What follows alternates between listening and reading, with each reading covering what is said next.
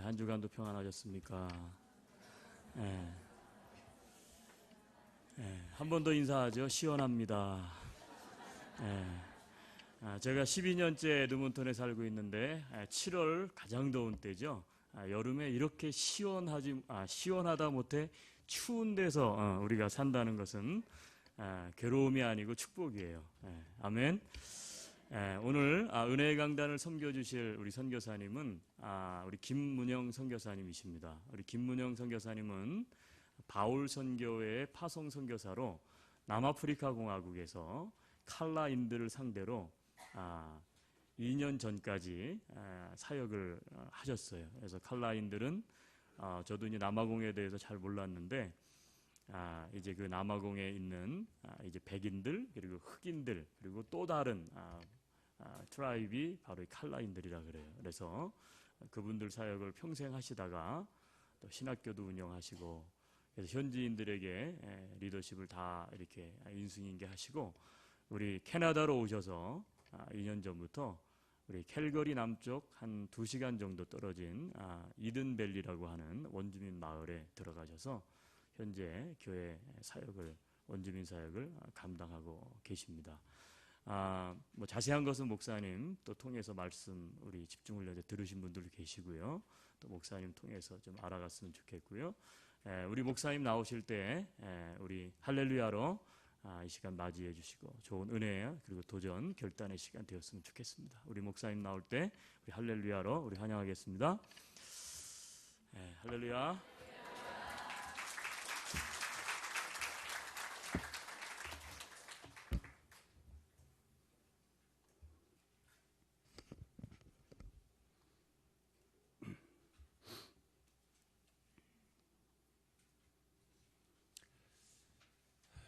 몇 년 전에 세계보건기구인 WHO에서 발표한 내용을 보았습니다. 현재 사람들에게 죽음을 유발시킬 수 있고 장애를 유발시킬 수 있는 3가지 요인을 세계보건기구에서 이야기를 했는데 가장 심각한 것은 첫 번째는 심장병이고 두 번째는 암 그리고 세 번째는 말라리아나 에이즈 같은 감염에 의한 질병이 사람들을 죽음과 혹은 장애로 몰고 가는 그런 위험한 요소라고 발표를 했습니다. 그런데 2020년 앞으로 4년 정도만 있으면 사람들에게 강력한 영향력을 주는 위험 요소가 바로 스트레스와 연관된 마음의 질병이 암을 앞질러서 사람에게 죽음, 자살 그리고 장애 요인이 되어진다라고 발표를 했습니다. 마음에 병이 생긴답니다. 마음에 병이 생긴답니다. 도대체 이 마음에 병이 생긴다라는 것은 우리 그리스도인들 뿐만 아니라 의사들도 세계보건기구협회에서도 발표를 해서 마음에 생기는 이 병이 바로 암보다도 더 무서운 위협적인 존재로 우리를 괴롭힌다라고 하는 것입니다. 이 마음이 무엇일까요? 마음은 다른 사람이 절대로 들여다볼 수 없는 그런 장소입니다. 심지어는 나 자신도 알 수 없는 그런 분야가 마음일 수도 있겠죠. 다른 사람은 고사하고 나도 모르고 심지어는 성경의 잠언 4장 23절에는 그 마음이라는 곳은 우리 모든 생명의 뿌리가 되고 생명의 근원이 되어지는 곳이라고 말을 했습니다. 우리는 지금 멋지게 살고 있고 힘있게 살고 있고 무엇인가 목표를 세워서 열심히 전진을 해 나가고 있지만 그 모든 삶의 생동력, 삶의 근원이 되는 것이 바로 마음에 있다고 성경은 가르치고 있습니다. 그런데 그 마음에 병이 생긴다는 겁니다. 우리가 어떻게 손쓸 수도 없는 그런 상황에서 어떻게 방비할 수도 없는 그 순간 세상적인 유혹과 죄악과 충격과 트라우마가 우리의 마음을 멍들게 하고 암울하게 만들고 심지어는 아무도 이해할 수 없는 그 사람이 왜 자살했지? 라고 할 정도의 그 위험한 영향력이 우리의 마음에 있다라고 하는 것입니다. 여러분, 우리는 이 세상을 살아나가면서 우리가 당하는 육체의 고난을 이해 못할 때가 있습니다. 아, 내가 왜 아파야 돼? 왜 나야? 왜 내가 이런 질병에 걸려야 되지? 내가 왜 이런 사고를 만나야 되지? 내가 왜 이렇게 사업에 실패를 해야 되지? 하면서 우리의 육체에 보이는 것을 보면서 우리는 믿음의 선조가 행한 것을 통해서 위로를 받습니다. 격려를 받습니다. 아, 바울도 그랬어. 다윗도 그랬어. 아브라함도 그랬어. 실망과 좌절 속에 살고 있었던 많은 신앙의 연배들을 보면서 우리는 육체의 고난을 이겨낼 수 있습니다. 그런데 우리의 마음에 무서운 질병은 여러분 어떻게 견뎌나가고 있습니까? 우리의 마음에 무거운 질병과 세상의 우울함과 우리의 마음에 짓누르는 그런 무서운 영향력은 어떤 식으로 여러분들은 해결하고 있습니까?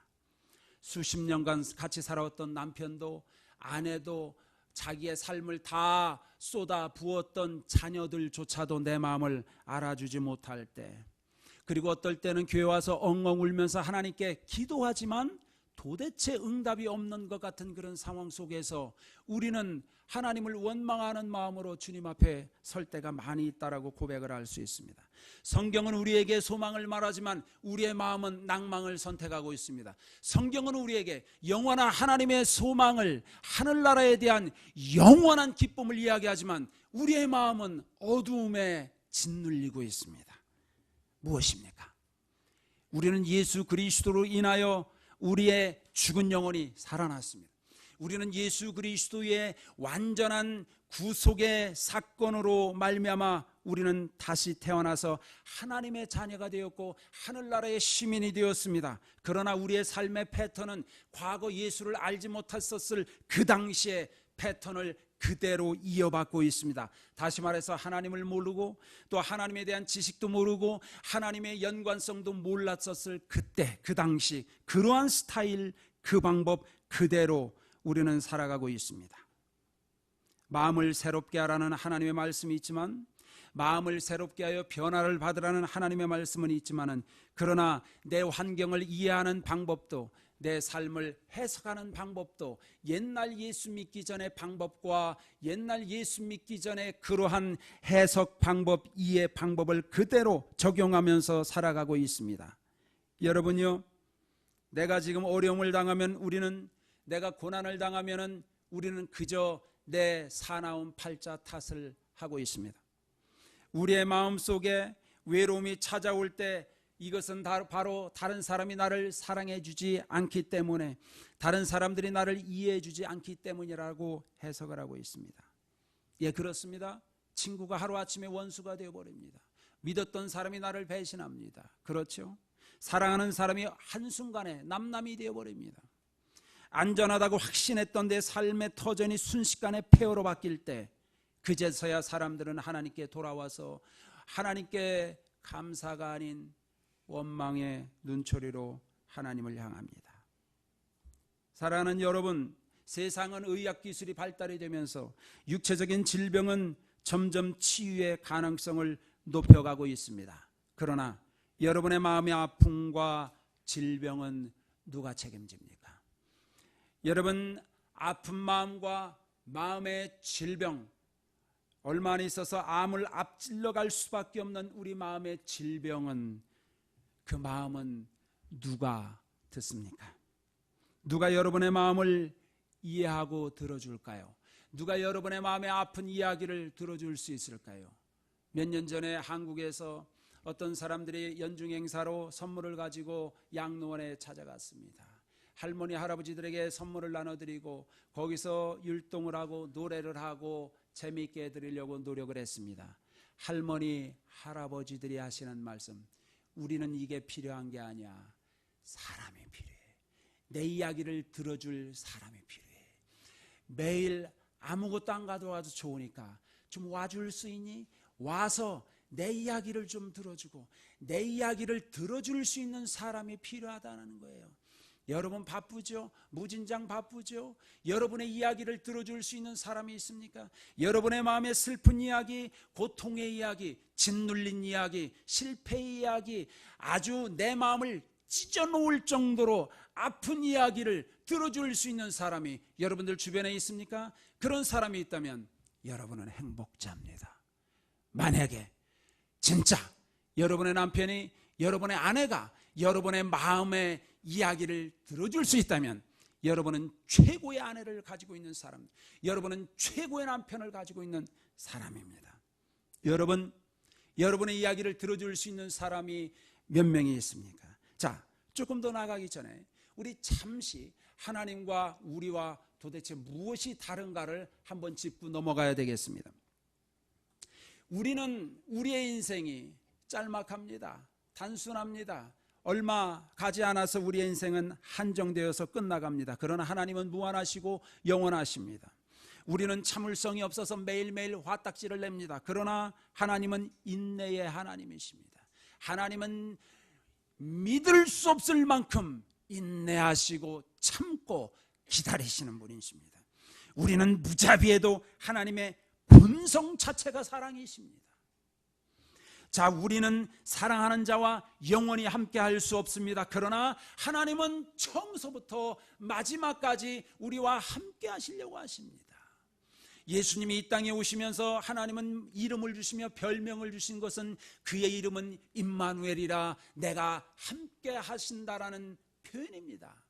하나님은 우리와 함께 하십니다. 우리의 육체는 꽃처럼 시들어져 가지만 하나님은 그분의 아름다움과 그분의 능력과 그분의 사랑은 시들지 않습니다. 우리는 다른 사람의 마음의 소리를 들을 수 없습니다.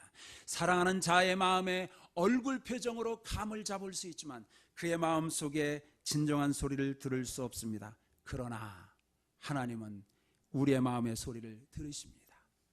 우리의 마음의 소리를 정확하게 간파하시고 그 소리를 들으십니다. 증명해 드릴까요? 오늘 본문의 말씀입니다. 마가복음 4장과 5장 전후의 내용은 이렇습니다. 예수님께서 하루 종일 복음을 전하셨습니다. 능력을 행하셨습니다. 가르치셨습니다. 열심히 일하셨습니다. 저녁이 되어서 굉장히 피곤하셨습니다. 육체를 입고 오신 예수님이시기 때문에 피곤을 그대로 느끼셨습니다. 여러분 어느 정도 피곤하셨는지 아십니까? 자, 심한 풍랑으로 인해서 물결이 배 위로 들어옵니다. 이제 배는 강가의 나뭇잎처럼 이리저리 흔들리고 있었습니다. 그런데 예수님은 배멀미할 여유도 없이 옷을 둘둘 말아서 뱃머리 앞에서 쿨쿨 주무실 정도로 피곤하셨습니다. 얼마나 피곤하셨습니까? 여러분, 날은 어두워지고 모든 사람들이 일손을 놓고 쉬는 그 시간이었습니다. 예수님은 그런데 거라사인 지역으로 가시고 계셨습니다. 거기에는 기다리는 사람도 없었습니다. 초청한 사람도 없습니다. 물론 아는 사람도 없었습니다. 음산한 지역이었습니다. 아무도 가고 싶지 않은 그런 지역에 예수님은 극도로 피곤하신 그날 저녁에 풍랑 속에서 주무실 정도로 극도로 피곤하신 그 시간에 예수님은 제자들과 함께 그곳으로 향하셨습니다. 많은 예수님의 제자들은 아마 이렇게 생각했을 것입니다. 오늘 이 일을 다 마치고 난 다음에 예수님이 구경꾼들을 따돌리고 저쪽으로 호수 건너편으로 가서 오늘 하루를 아마 평가하시고 거기서 쉬시려나 보다. 아니면은 누구는 잘했고 누구는 못했고 상급을 주시려나 보다. 그러면서 예수님의 제자들은 따라갔을지도 모릅니다. 그 사람들뿐만 아닙니다. 예수님의 기적과 이적을 보고 신기해서 구경꾼들이 다른 배를 타고 끈질기고 아주 얄밉게 예수님의 배를 따라옵니다. 귀찮도록 따라오고 있습니다.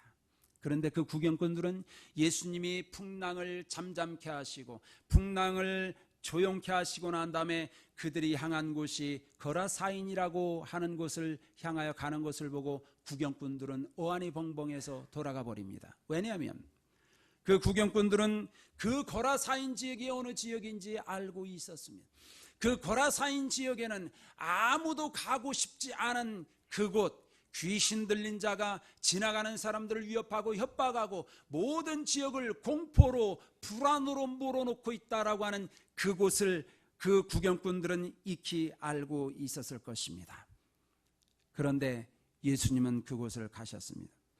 피곤해진 몸으로 배를 몰고 가다가 바다 가운데서 갑자기 몰아친 광풍 때문에 전직 그 바다에서 뼈가 굵었던 예수님의 제자들, 어부 출신들인 예수님의 제자들이 그 광풍을 보고 자기네들의 경험에 의해서 이거는 살아날 풍랑이 아니다, 이 풍랑 속에서는 아무도 살 수 없다라고 하는 것을 직감하고 난 예수님의 제자들이 불과 몇 시간 전만 해도 주님 주님 했던 그들이 이제는 막다른 골목이다, 이제는 죽었구나, 벌떡 일어나서 선생이여 라고 했습니다.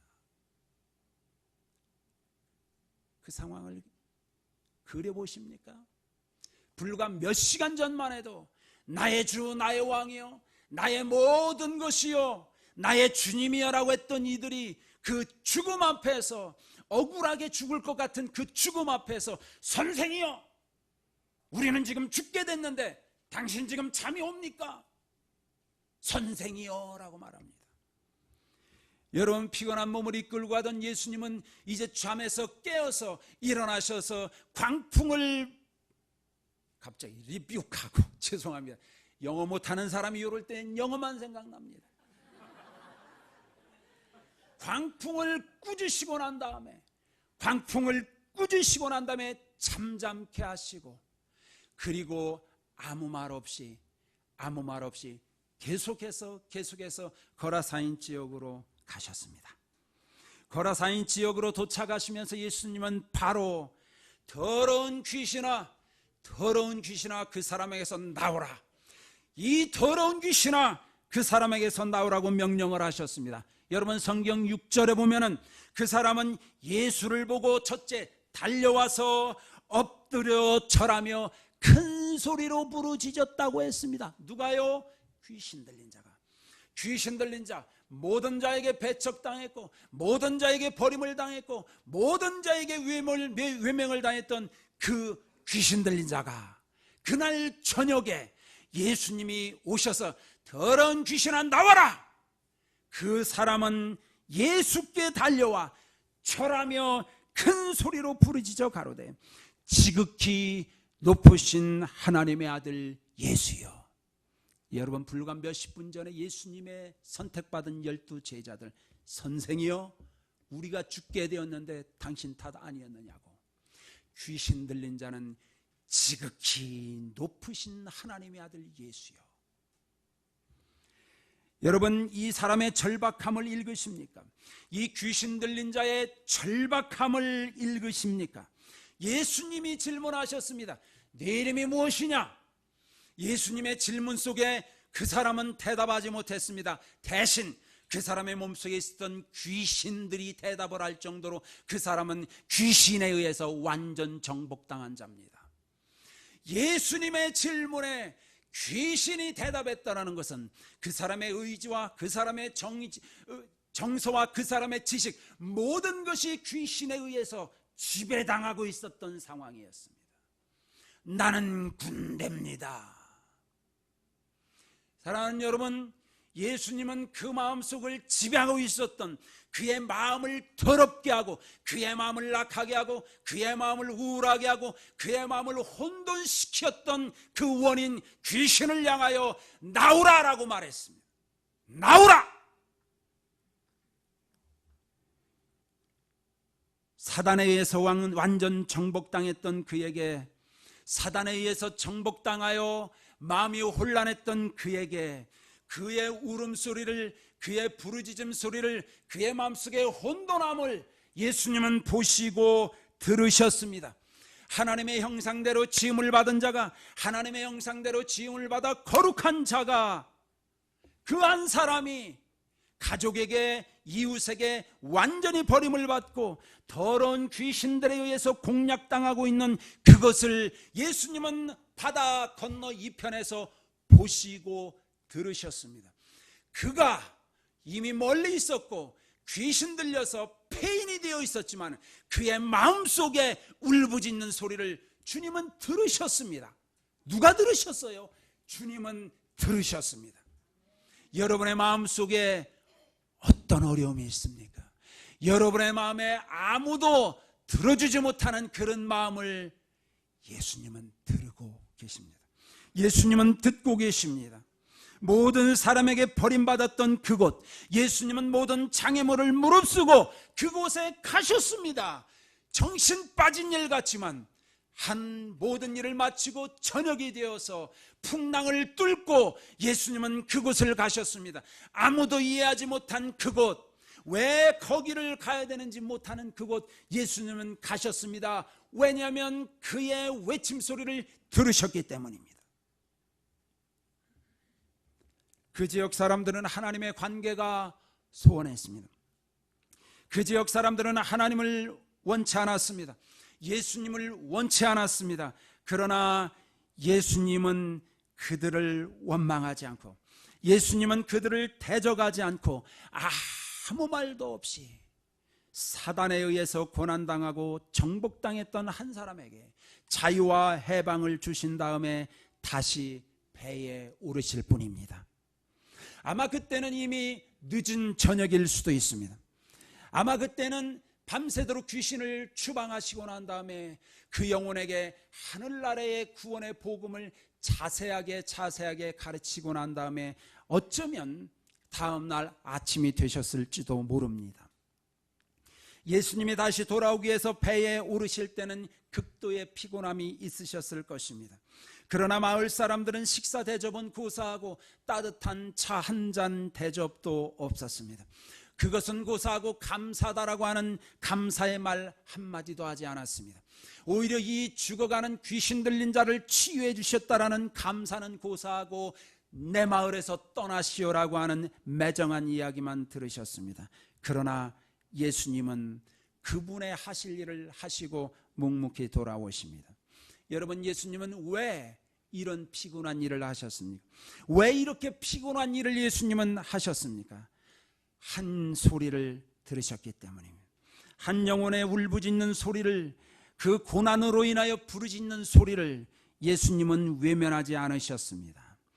더러운 영이 악한 생각을 집어넣어 줄 때, 더러운 영이 악한 생각을 그의 마음에 집어넣어서 그 마음을 완전히 정복하고 있을 때, 이 사람은 무덤이 자기 집인 줄로 알았습니다. 이 사람은 자기 돌멩이를 들어서 자기 몸을 찍어대면서도 이것이 잘하는 줄로 알았습니다. 왜냐하면 마음에 혼돈이 있었기 때문에.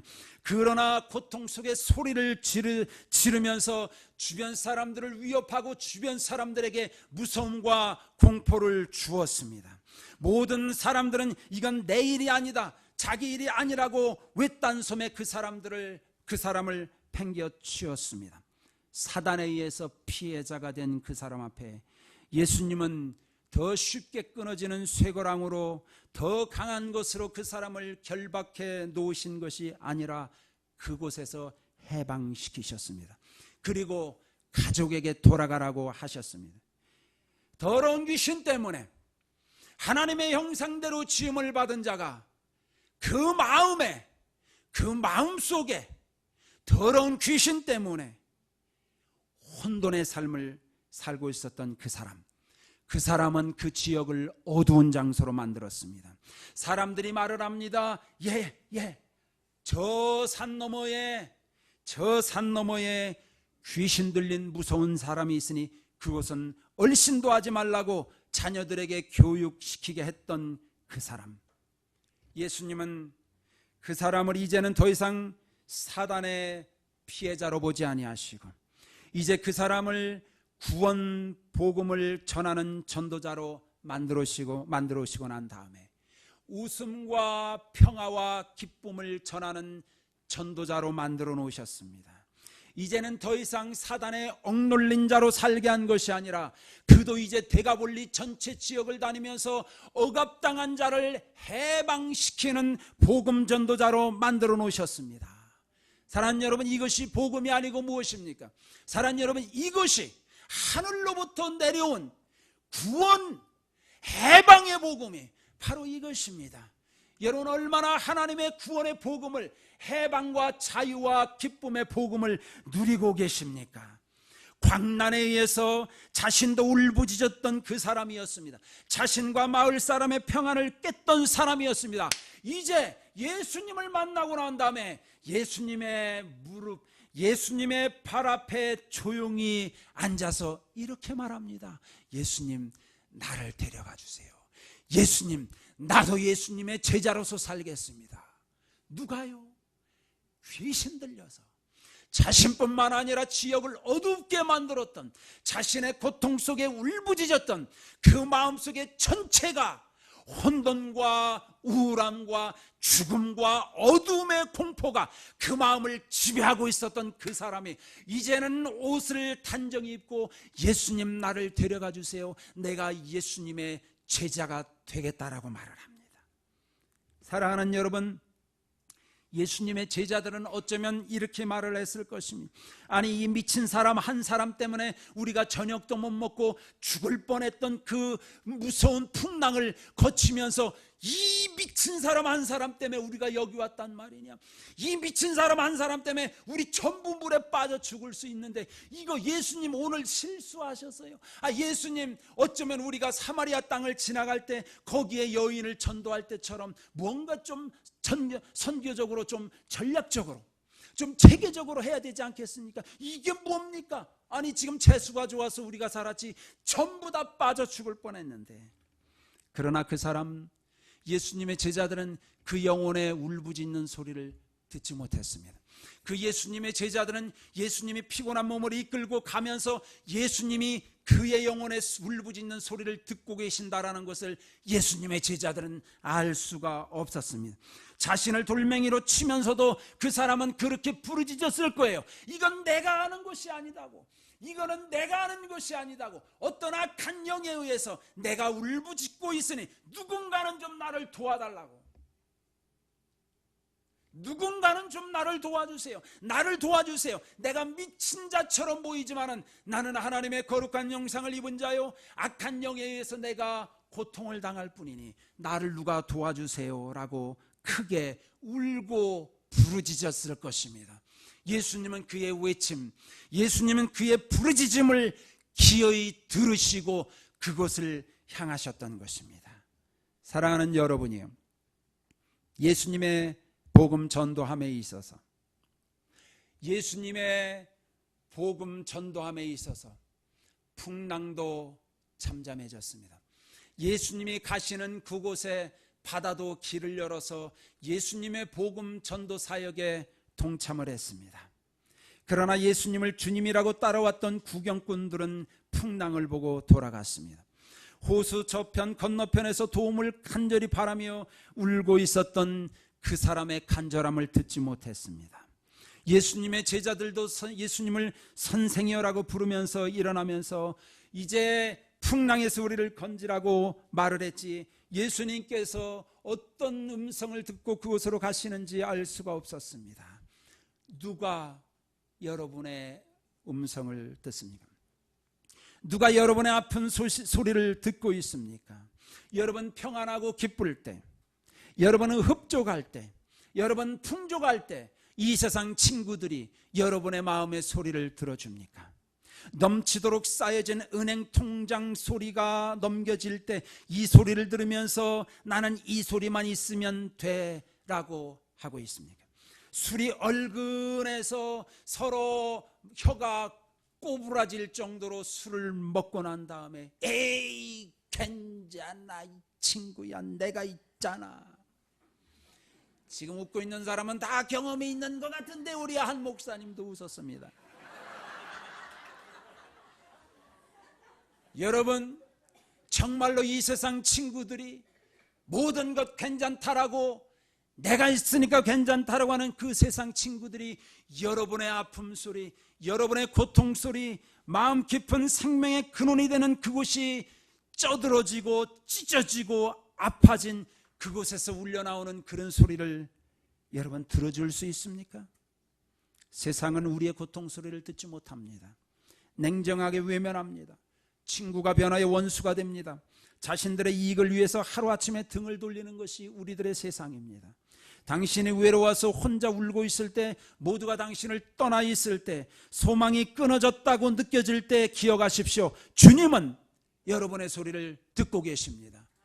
예수님은 어제나 오늘이나 내일이나 영원토록 함께 하십니다. 오늘 저는 설교가 아니고 이것이 강의였다면 앞으로 1시간 좀 더 할 것 같은데 막 레이저가 눈에서 뽑아 나오는 것을 보면서 여기서 마쳐야 되겠습니다. 사랑하는 여러분, 예수님은 세상의 구원자로 오셔서 도 닦기 위해서 세상을 외면한 채 산속으로 들어가신 분이 아닙니다. 예수님은 세상과 외면한 척 귀를 닫으시고 자기 도를 닦기 위해서 오신 분이 아니십니다. 예수님은 세상을 보셨습니다. 죄인을 보셨습니다. 그들의 음성을 들으셨습니다. 그들의 마음을 읽으셨습니다. 그리고 그의 음성을 들으면서 그들에게 다가가셨습니다.